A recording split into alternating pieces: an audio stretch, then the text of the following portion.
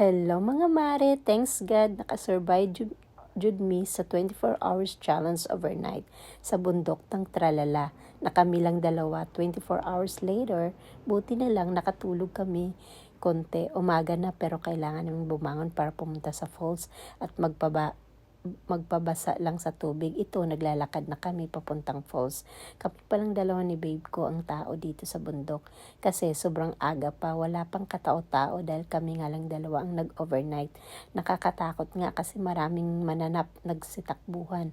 At nakakatakot ang alon ng tubig, ang lakas.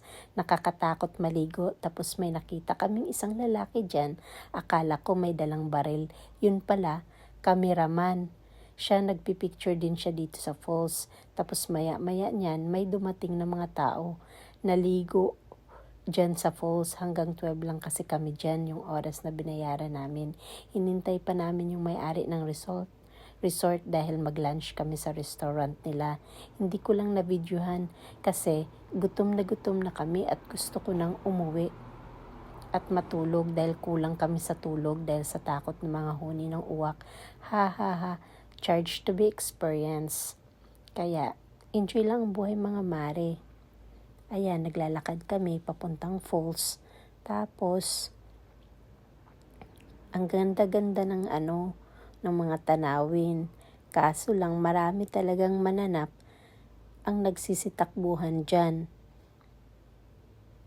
Ayan, ang laki-laki ng mga bato dyan. Tapos lakad kami ng lakad, papunta doon sa pinakatuktok ng bundok. Ayan, ang ganda ng mga tanawin, diba? Oh, ayan yung mga puno. Ayan, may mga may latayan pa, may malalaking mga bato dyan. Tapos, ang layo-layo pa pala ng lalakarin namin. Ayun, naglalakad kami para exercise na rin. Kasi, wala kami exercise dyan sa bukid.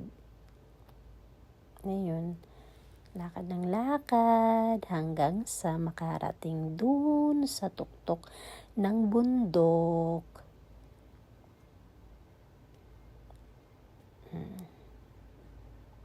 Lakad pa ng lakad. Oh no! Wow!